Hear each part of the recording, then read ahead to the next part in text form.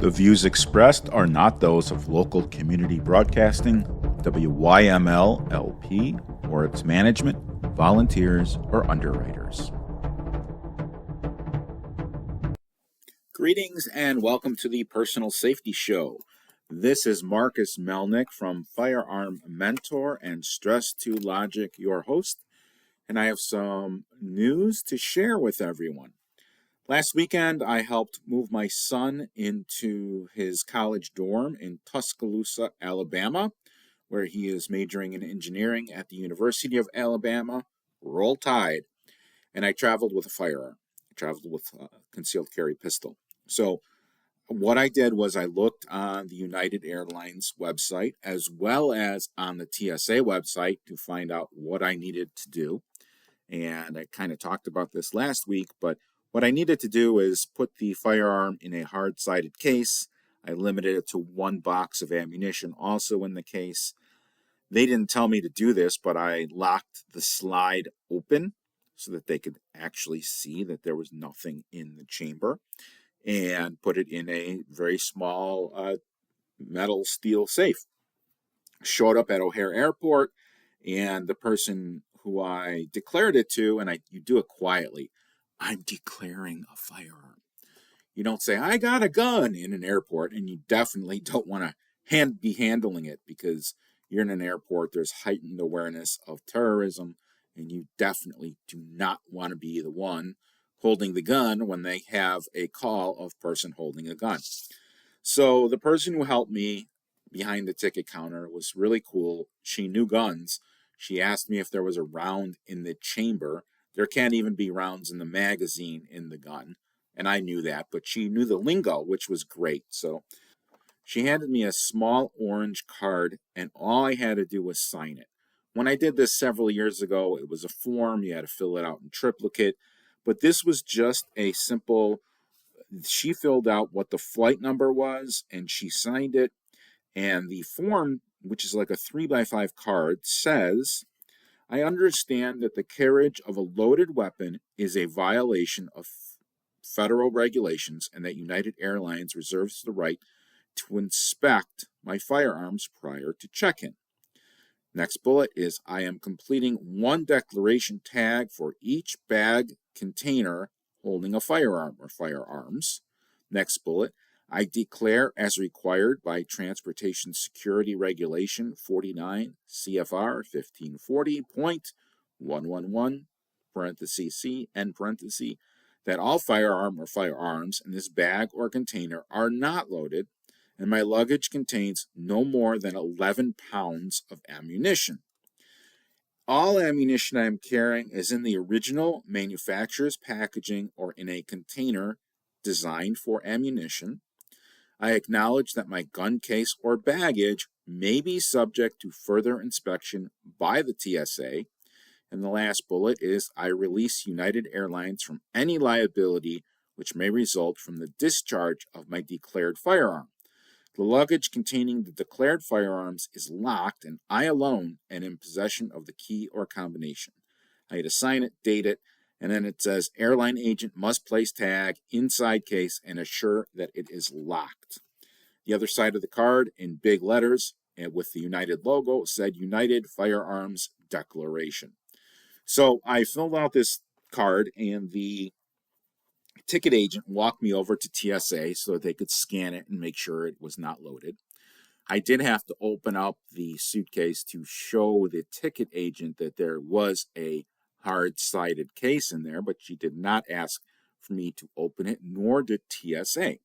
But I was prepared to do so if TSA was going to ask me to open it. I would have them open it. I wouldn't open it for them. But again, like I said last week, if there's a ticket agent and they're curious, they want to see your firearm, don't show it to them. You're under no obligation. You have TSA come over. You have their manager come over to go over the correct procedures. On the way back from the Tuscaloosa airport, I had almost the same experience, but a couple things were left out. So I showed up there, and this is the South. So I think, and my perception is everyone has a gun. I show up to the counter. I quietly declare, once again, I have a firearm, and they gave me the same card to fill out. And she said, that's it. I said, aren't you going to walk me over to TSA? She's like, nope, we don't need to do that. And I was just very worried, shocked. And I said, look, I'm a firearms instructor in Illinois, and I teach people how to do this. And everything I've read said you're supposed to walk me over to TSA. No, we don't need to do that. Okay, cool. Thank you for your help. So then I went through security. By the way, I did the TSA pre-check, which made going through security so much easier, quicker, and less of a hassle. So right after I go through security, I see 3 TSA agents. They were actually getting yelled at by someone who was not happy with them. And I came up to them and I said, I promise you I'll be nice. And they kind of smirked, broke the ice, opened the door. So I said, look, I'm a firearms instructor, and I had to say in checked baggage first because I didn't want to be tackled and stuff. I said, in checked baggage, I am carrying a firearm. And when I checked it in, they didn't walk me over to TSA. I want to make sure that this is okay, and I'm not going to get yanked off the plane, because I actually did have a couple of students on the plane who were traveling back from Tuscaloosa to the Chicago area. And what an embarrassment if that would have happened. Here's your firearms instructor traveling with a gun being yanked off the plane. But the TSA representative, so I talked to, said, nope, that's not a problem. And I flew to Chicago, and it was fine. There was no issue. I landed. Everyone was nice. I retrieved my bag. Luckily, both times going there and coming back, my bag was among the first 3 that were sent out. Usually it's like the last one. So I kind of got lucky there. In any event, my son is in Tuscaloosa. It is a gorgeous town, although I kind of stayed in the hood. Now I know my way around a little bit, so I'm not going to stay in the hood anymore. But it was kind of funny. The view from my hotel room was used tires for sale. Yeah, that's usually not in a higher end area, but everyone was nice. There were no problems. There was immaculate. It was clean as you know what. As a matter of fact, I had been told that the University of Alabama went to Disney to learn how they keep their park so clean. And when we were there, they were washing the streets. The downside of Tuscaloosa is they're very, very proud of the crimson red color, Roll Tide, which is good. It's cool. And all of their buildings have the red brick and white concrete, and it could be a little confusing. So you got to travel by street name. You can't travel by landmark because everyone kind of looks the same. Everything looks the same. Move-in went great. I heard about some groups on Facebook where parents could talk and ask questions. And I saw a very interesting post. This post said, my son is a type 1 diabetic. He moved in 2 days later. Mom and dad couldn't get a hold of him. So they called the local authorities, the university police, who were there within minutes, had an ambulance there within minutes, and he was low sugar. They saved his life. And it really warmed my heart that the emergency services on campus are good. It's great. When I was there, I've never seen it. Maybe I'm sheltered. I was a commuter student into the city, so I did not have the experience of having a large, sprawled out campus. It was in a high rise, like 2 or 3 high rises within a block. The campus that I went to at Lakeshore, Loyola University, was not that big of a campus. So this was absolutely enormous. And there's a ton of people. So I was very, very happy. I did see the university police actually have a canine unit. I would have thought maybe the Tuscaloosa Municipal Department would have one, and they may, but there was one specifically for the university. I was like, ooh, that's interesting. So all in all, move went well. The people at the university, I made the joke that these students, they grow up and they work at Portillo's because it was like clockwork. It was in and out. It was very well organized. I was very happy. And the security to the dorm room was also pretty good, although I was able to sneak in. I tailgated when someone came out. I said, oh, thank you. Big smile on my face. No one questioned me because I went back to say goodbye to my son. We had moved in all day. I went back to my hotel room for a little bit, and I wasn't able to return. He was shopping for whatever, groceries or whatever. In any event, it was a fantastic experience. I'm very, very excited for my son, and I know he's going to be doing some great things. Of course, while I was in the friendly South, I had to visit a firearms store.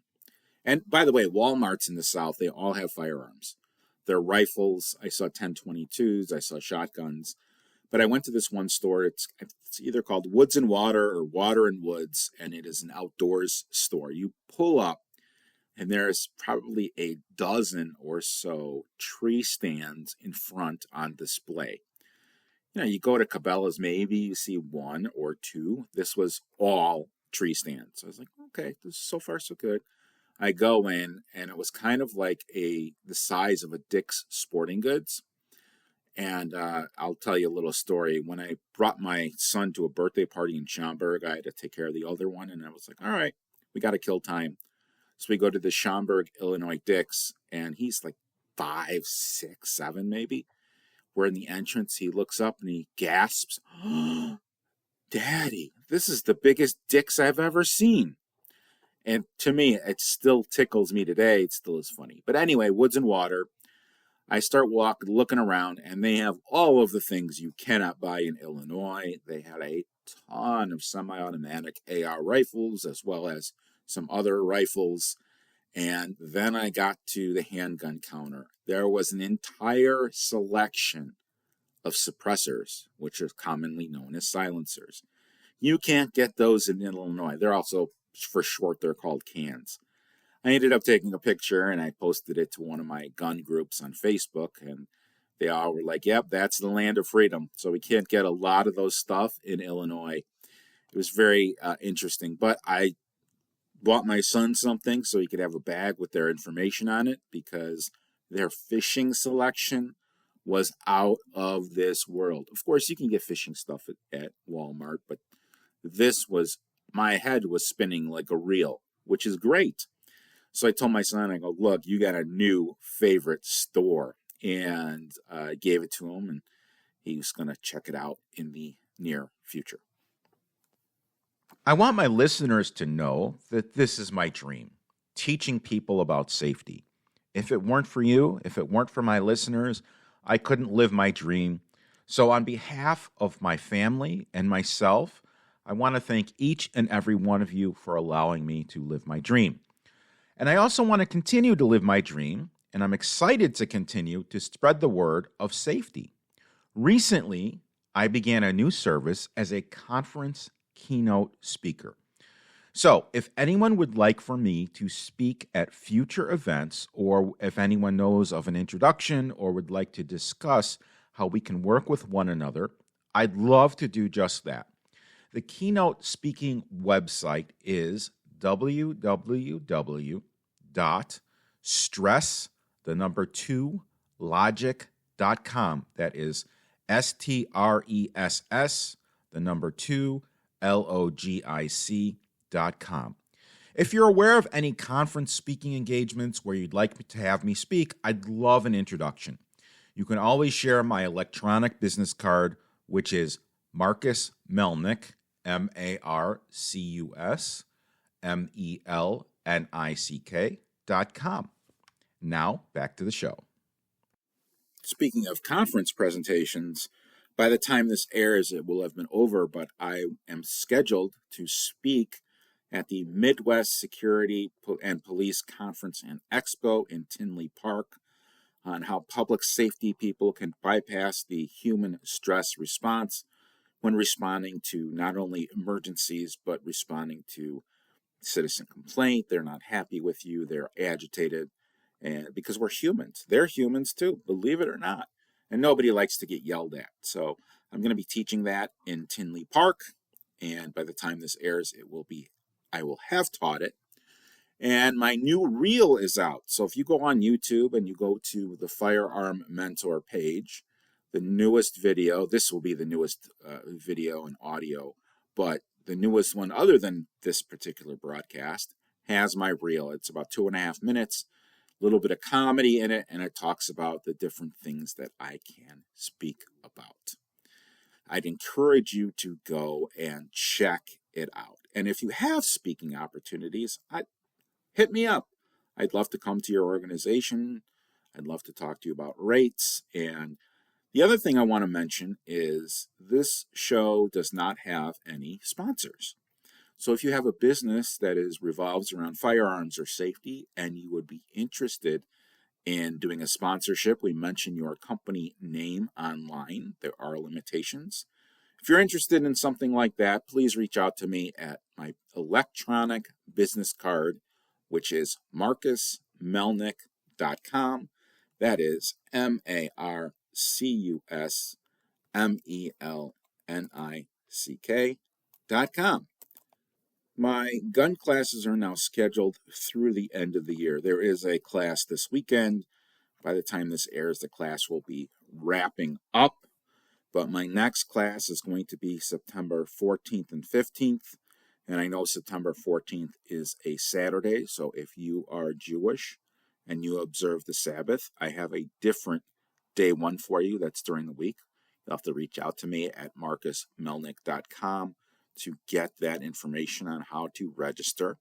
September 15th is my next CCL renewal class. Then October 5th and 6th, we have an initial concealed carry class, with October 6th, part of that being the renewal class. November, we've got the 2nd and 3rd for the initial CCL, and then November 3rd, which is the renewal class. And then finally in December, we've got December 7th and 8th with our initial CCL class and then a renewal class. If you have a group of people, at least 4 people, and you're interested in doing a private concealed carry class, I do those as well. I have one coming up right after Labor Day. And the one that I'm doing for day one of people who keep the Jewish Sabbath is also, I'll call it a semi-private because I did it to accommodate a couple of customers. But you're welcome to join. I would love to have you. My classes are extremely small. Sometimes they're as small as one person. So when I commit to having something, even if it's a money loser, because this is about customer service, it's about relationship building, I will still have a class with just one person. So once I schedule it, once I commit to it, I will do that. Now, I do also, sometimes there's a gift certificate or it's a donation and someone wins something on a raffle, like a class. As a matter of fact, next weekend, those require a paid person to be it. I won't do a one-on-one on something that I donated. That's one of the restrictions. But next weekend, I will be at Buffalo Grove Days. Buffalo Grove Days is the Labor Day annual celebration, close of summer. It's a carnival. There's some great foods. They have some great, awesome foods, a lot of food trucks. But they also have a business expo, and I got permission to have a table at the business expo.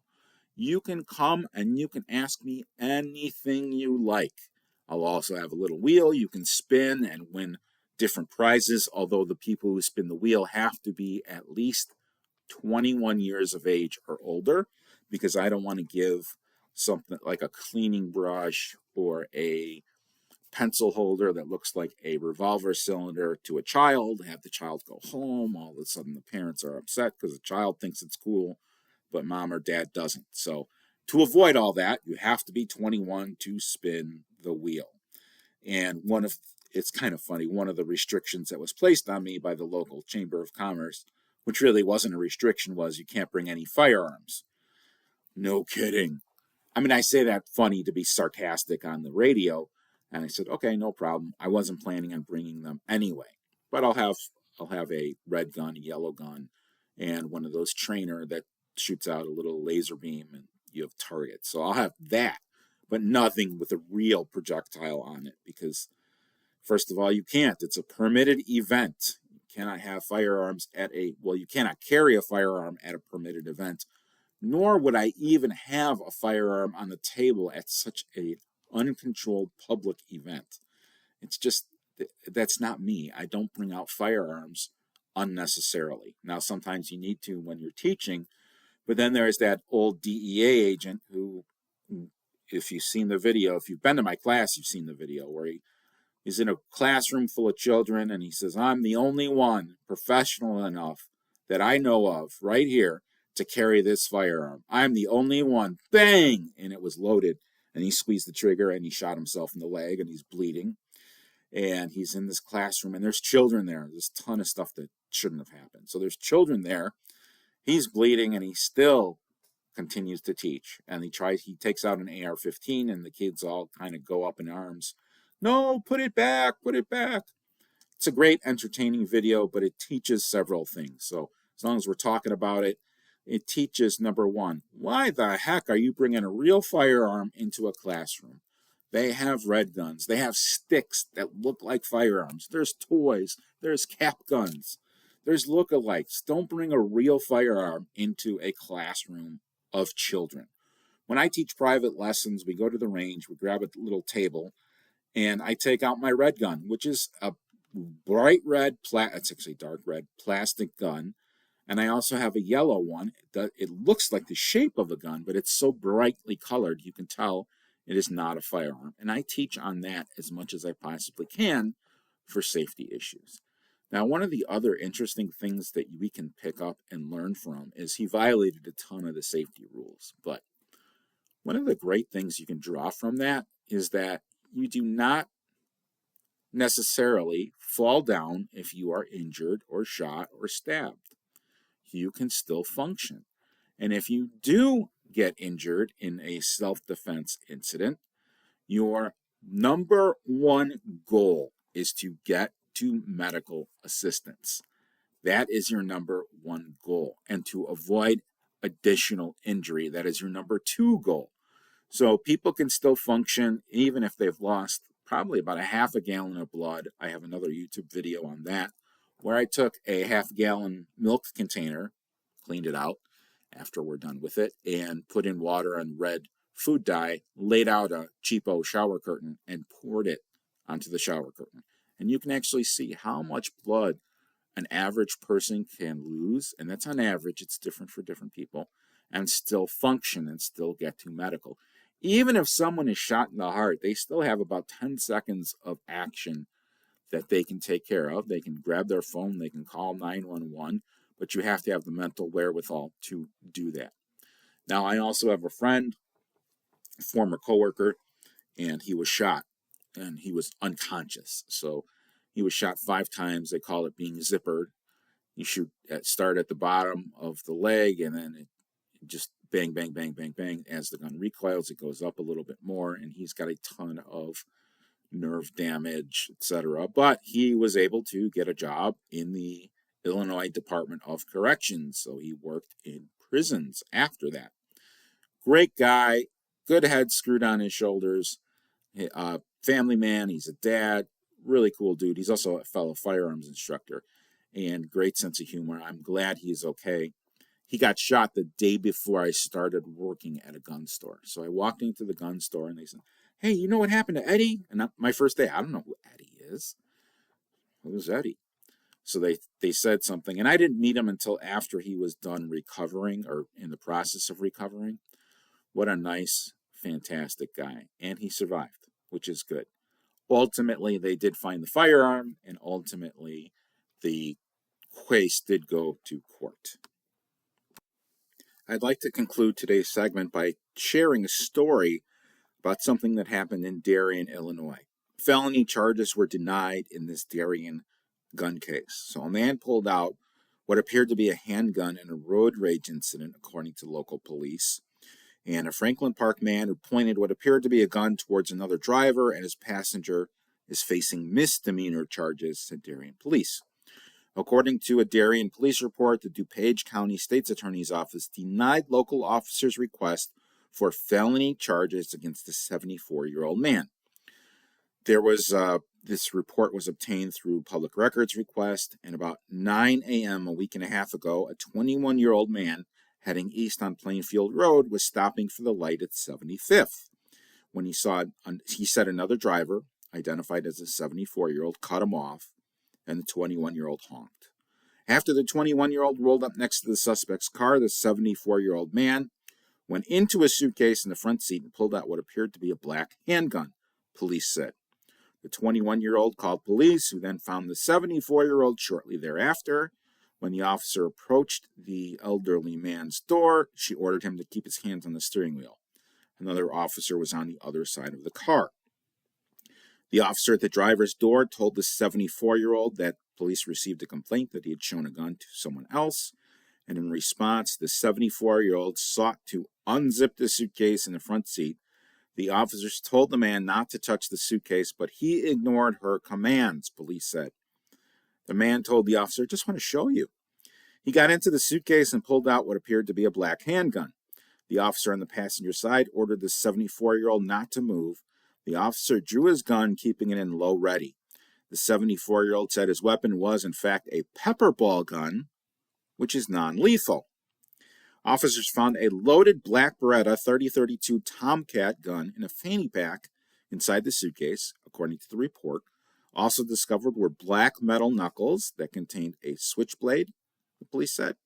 In the interview, the 74-year-old said he thought the other driver was honking at him to go faster. He denied pulling out the pepper ball gun. Rather, he said he was getting protein powder from his suitcase, and that when he opened the luggage, the other driver must have seen the weapon. The 21-year-old and his 23-year-old passenger, both men, told officers that the 74-year-old pointed the gun at them for at least 30 seconds, and they said they feared they would be killed.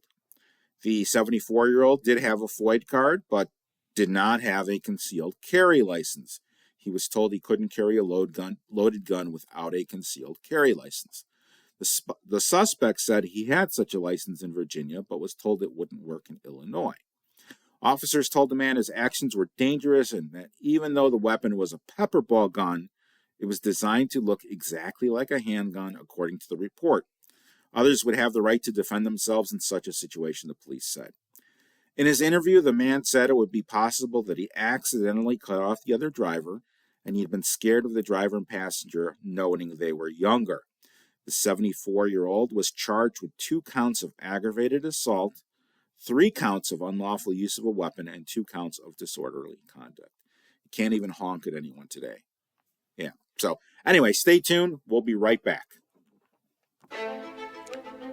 The views expressed are not those of local community broadcasting, WYML LP, or its management, volunteers, or underwriters.